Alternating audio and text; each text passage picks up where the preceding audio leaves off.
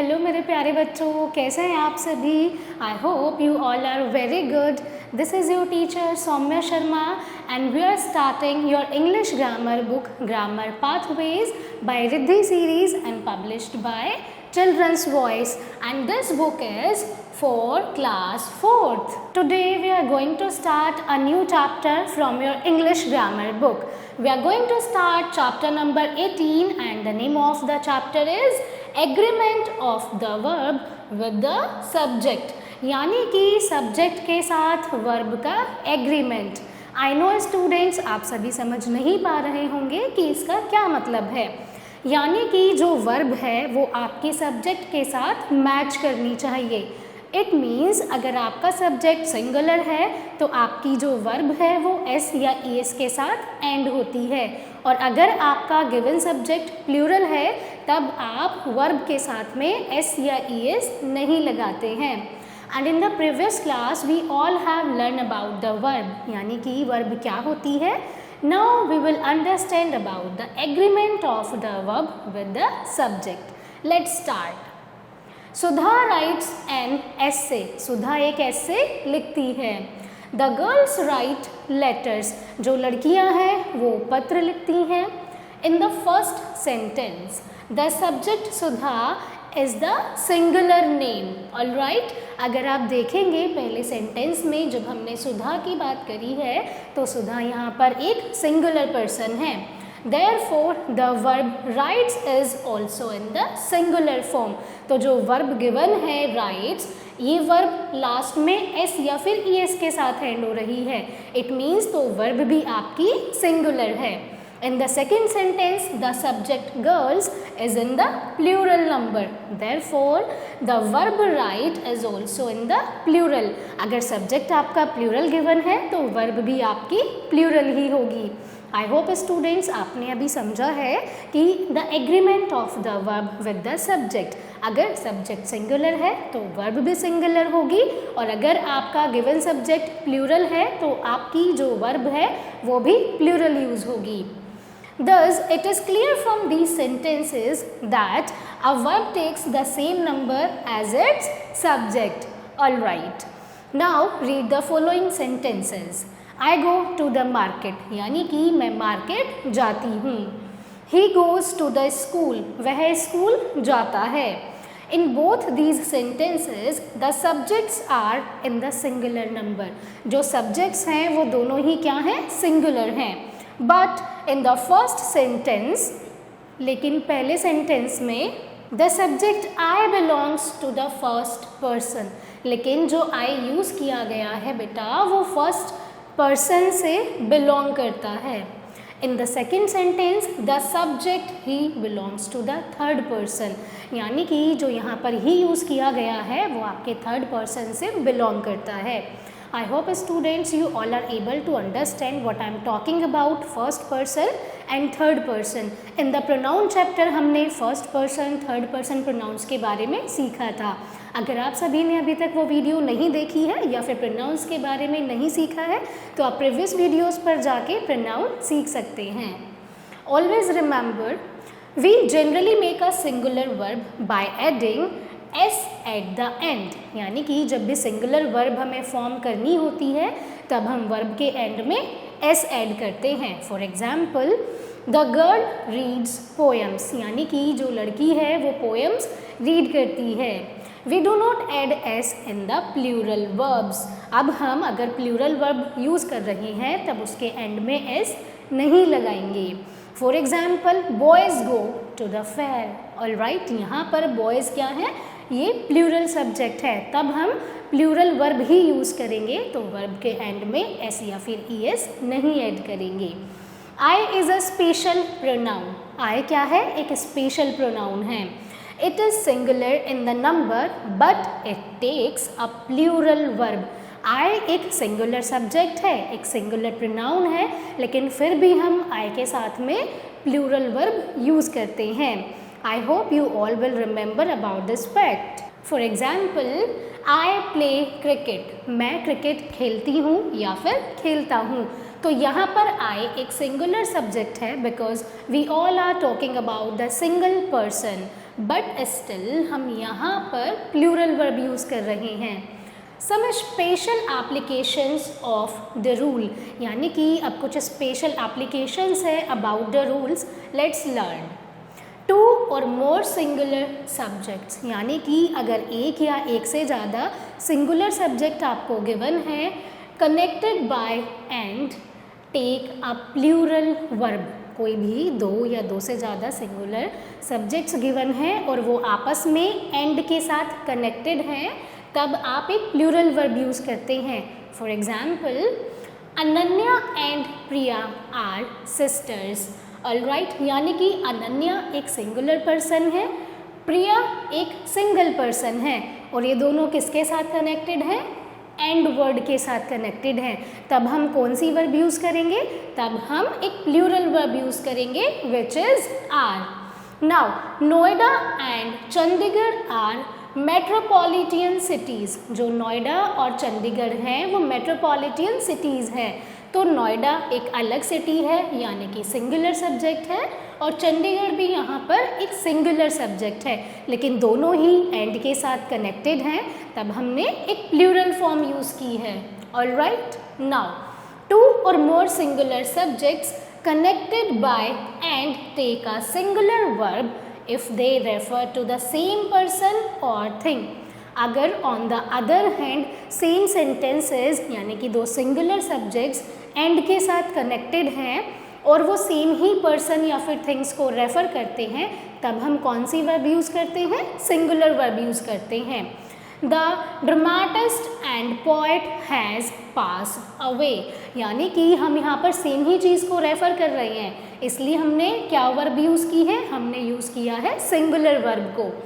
To or more singular subjects connected by and take a singular verb if they express one thought or idea. जब भी किसी एक thought या फिर idea को एक्सप्रेस करते हैं, तब भी हम कौन सी वर्ब यूज़ करेंगे? सिंगुलर वर्ब यूज़ करेंगे। Bread and butter is my breakfast, यानी कि मैं अपनी थॉट यहाँ पर बता रही हूँ, एक्सप्रेस कर रही हूँ that bread and butter is my breakfast, तब भी हम क्या यूज़ करेंगे? सिंगुलर वर्ब यूज़ करेंगे, as we have use is verb in this sentence. Two singular subjects connected by and take a singular verb if they proceed by each or every. For example, every man and every women was present there, यानी कि प्रत्येक व्यक्ति और प्रत्येक महिला वहाँ पर present थी। तो यहाँ पर हम जो भी सब्जेक्ट लिख रहे हैं उससे पहले हम क्या लगा रहे हैं? एवरी, और अगर साथ में अगर ईच भी लगाते तब भी हम क्या वर्ब यूज़ करते बच्चों? तब भी हम सिंगुलर वर्ब को ही यूज़ करते, इसीलिए हमने यहाँ पर वॉज यूज़ किया है। Now two or more singular subjects connected by either or neither nor take a singular verb. अगर आपके कोई भी सब्जेक्ट्स यानी कि दो या दो से ज़्यादा subject either or neither nor से कनेक्टेड होते हैं, तब भी हम सिंगुलर वर्ब ही यूज़ करते हैं। When two subjects connected by either or neither nor belongs to different person, किससे belong करते हैं? different person से belong करते हैं। The verb agrees with the nearer subject, तो जो verb है वो किसके साथ agree करती है? जो near वाला subject होता है। For example, either she or I am misunderstood, या तो वो या फिर मैं गलत समझे गए हैं, हमें गलत समझा गया है। So either you or she is misunderstood. Now when a singular noun is connected to a second noun by with or as well as the verb must be singular. इसका क्या मतलब है बच्चों? जब कोई भी सिंगुलर नाउन किसी second noun से कनेक्टेड होती है, किसके थ्रू? विद या फिर एज वेल एज के थ्रू कनेक्टेड है, तब भी हम सिंगुलर वर्ब को ही यूज़ करेंगे। Now for example, Sachin with his friends was playing cricket, यानी कि सचिन अपने दोस्तों के साथ क्रिकेट खेल रहा था। Mini as well as Tia reads the newspaper, यानी कि मिनी और टिया दोनों ही न्यूज़पेपर पढ़ती हैं। A noun which is plural in form, ऐसी नाउन जो ऑलरेडी प्लूरल फॉर्म में होते हैं बट सिंगुलर इन मीनिंग, लेकिन उनका मीनिंग सिंगुलर होता है, टेक्स अ सिंगुलर वर्ब, उनके साथ भी हम सिंगुलर वर्ब ही यूज़ करते हैं। For example the news is not true, यानी कि जो न्यूज़ है वो सच नहीं है। A collective noun takes a singular verb, अब जो कलेक्टिव नाउन है वो भी एक सिंगुलर वर्ब को ही यूज़ करती है। When the collection is thought of as a whole, now it takes a plural verb when the individuals of the collection are thought of separately. Let's understand what exactly this means with the help of one example. The committee was united on that point. The committee were divided in their decision, यानी कि जो committee थी वो कैसे divided थी, वो decision के base पर डिवाइडेड थी, यानी कि उन्होंने डिसीजन लिया और कमेटी डिवाइड हो गई। So I hope students you all have understood the agreement of the verb with the subjects very well.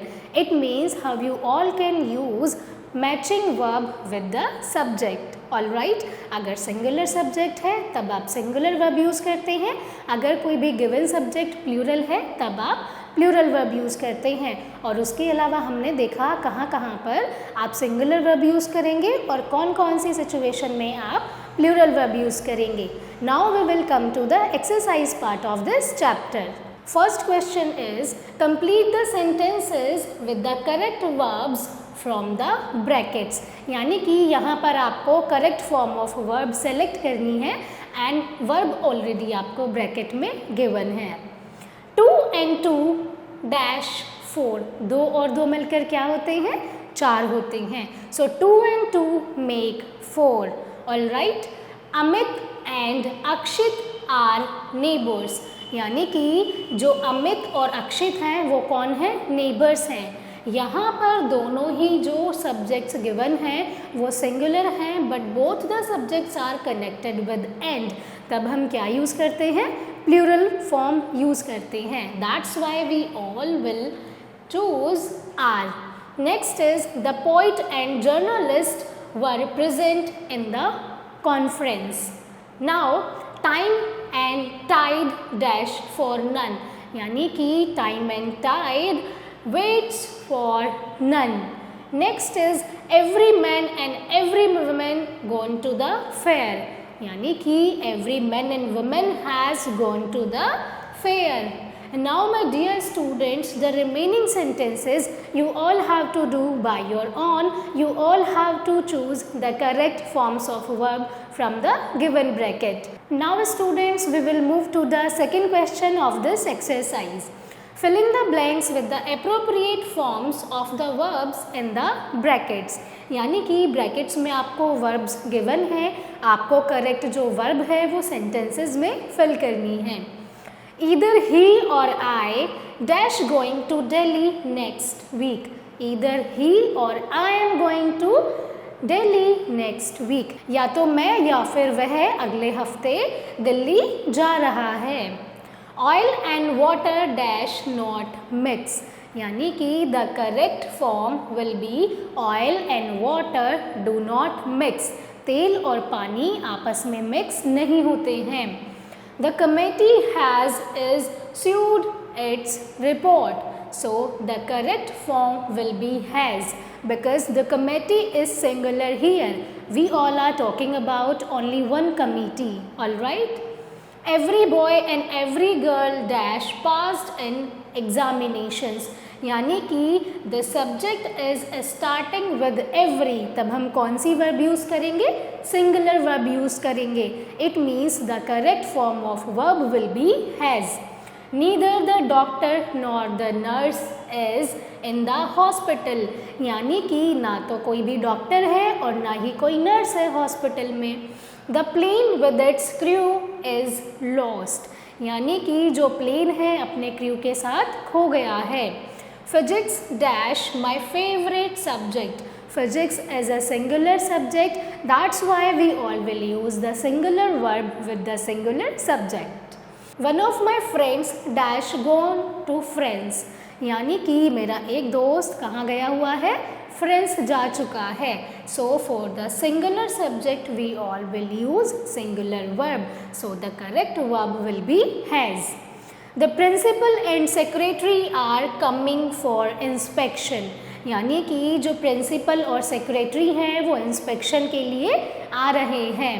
Slow and steady wins the race. All right, ये तो आप सभी ने भी सुना होगा. ऑल राइट, नाउ रमेश और Mohan is absent today. Ramesh और मोहन आज एब्सेंट हैं. Mary and Alice are responsible for this. यानी कि मैरी और एलिस दोनों ही रिस्पॉन्सिबल हैं. यहाँ पर दो सिंगुलर सब्जेक्ट्स यूज़ किए गए हैं but both are connected with and word. That's why we all will use the plural verb. I hope students you all have understood this chapter and exercise. That's all for today's class. I hope students you all have enjoyed. Thank you so much for watching and learning with me. I will see you all in the next class.